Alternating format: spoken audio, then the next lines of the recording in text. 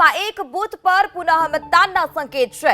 પરતમપુરમાં પુનઃ મતદાન થાય તેવા સંકેત જિલ્લા ચૂંટણી અધિકારીએ ચૂંટણી પંચને રિપોર્ટ સોંપ્યો। રિપોર્ટમાં અનધિકૃત મતદાન થયું હોવાનો સ્વીકાર, કેટલાક મતો અનધિકૃત રીતે પડ્યાનો રિપોર્ટમાં ઉલ્લેખ।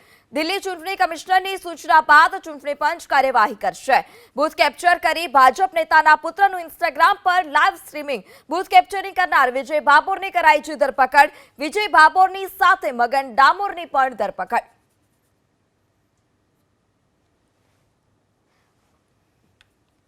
સંવાદદાતા વિપુલ પણ આપણી સાથે જોડાઈ ચૂક્યા છે વધુ માહિતી સાથે। જે વિપુલ, દિલ્હી કમિશનરની જે દિલ્હી ચૂંટણી કમિશનર છે તેમની સૂચના બાદ વધુ કાર્યવાહી આગળ કરવામાં આવશે। ચૂંટણી પંચને પણ રિપોર્ટ સોંપવામાં આવ્યો છે, શું વધારે માહિતી?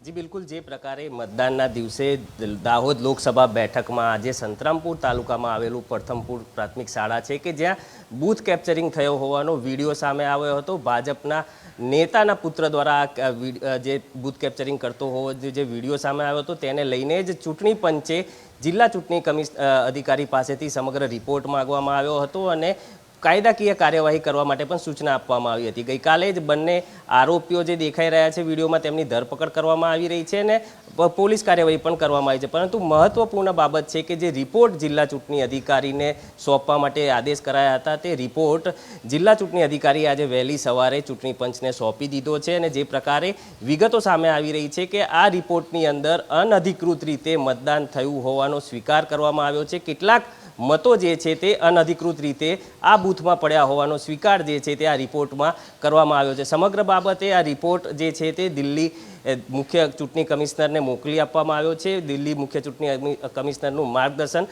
મુખ્ય ચૂંટણી પંચે માગ્યું છે ત્યારે મુખ્ય ચૂંટણી પંચ કમિશનર દ્વારા જે રિપોર્ટમાં માર્ગદર્શન તપાસ બાદ જે માર્ગદર્શન આપવામાં આવશે, જે સૂચના આપવામાં આવશે તેના આધારે જ આ મતદાન મથકનું રિપોલ કરવું કે નહીં તે અંગેનો નિર્ણય કરવામાં આવશે। પરંતુ મહત્વપૂર્ણ બાબત એ છે કે અનધિકૃત રીતે કેટલાક મતો પડ્યા હોવાનો સ્વીકાર જે છે તે આ રિપોર્ટની અંદર જિલ્લા ચૂંટણી અધિકારીએ કર્યો છે।